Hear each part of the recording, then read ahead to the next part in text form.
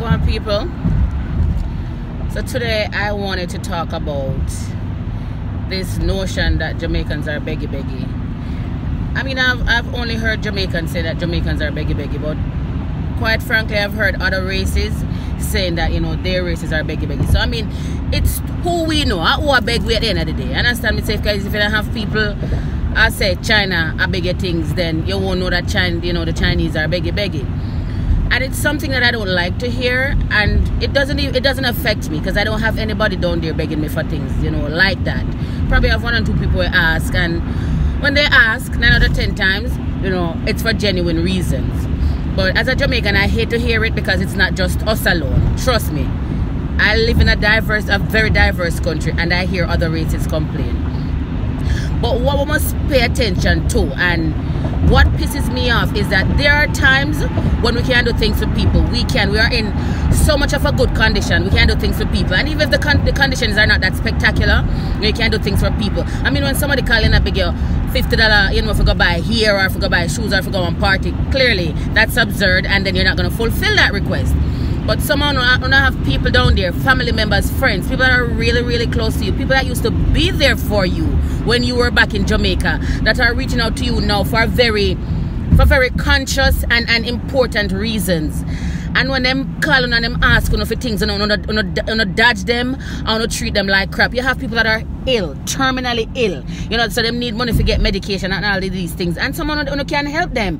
And yes, me know say foreign hard. Me live here. I've lived in both countries. You understand me? I've experienced working in both. It's not easy, especially in you know, in temperatures like these. Right now, I don't even know me do it. My 2 pair of gloves. Them, my hands are freezing.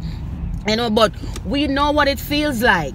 We know what it feels like working at them kind of conditions here and having people ask us, and when we say no, you know, it's like people want to make a big deal out of it. But all I'm saying that when you have somebody that used to be there for you, I think it's only fair for you to try and at least be there for that person, especially when that person, you know, has a dire need of asking you for things.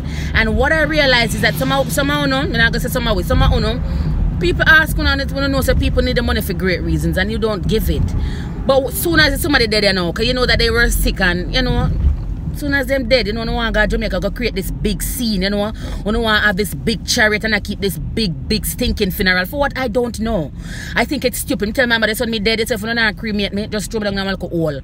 You understand me? Just don't make drunker eat me. Because I think, you know, I've done a little good on earth, you know, where me can get a decent burial. But just don't make drunker eat me. But nobody stresses this big chariot. I don't want this big old massive church. I don't want the whole community and the whole country come at the funeral. You know, and when you could have saved somebody's life, all you had to do was just to send a $50 or $100 so that the people can buy the medication. But you refused. And I don't know if it's the contents of bite some of you want to go down and try to throw this big hell of a party of a funeral. I don't know, but it makes no sense.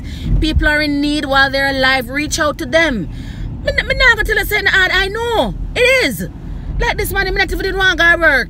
The night that I had last night, I never wanted to go to work this morning, but I had to go.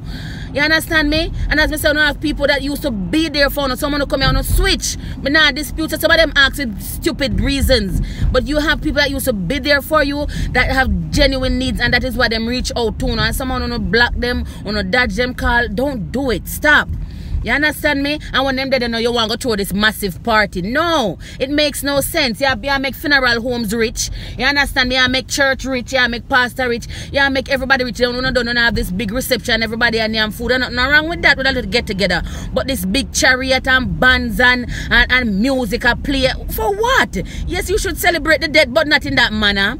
You understand me? But someone on a guilty conscience, and if you stop it, this big fat casket where come like thief just can't wait for no put it on the earth for them go take off every goal and every board and fight for go do what they want to do with it. It makes no sense. While people are alive and people are reaching out to you, just be there for them, especially if people were there for you. And if they're not, people sick and people want to look help. Come on, me don't know say I one life. Me don't know someone not going to put on have 9 life. Me know I want me have. Me never did it to tell on all that stay. But when people reach out to you for genuine reasons, little people want to rent for pay. Yeah, some people just genuinely lose them job and then can't help. People want to food. Stop hiding from people like those. Be there for people, because the dead, nobody knows what goes on beyond the grave. So whilst people are alive and people reach out to you, just be there for them, okay? Have a wonderful day.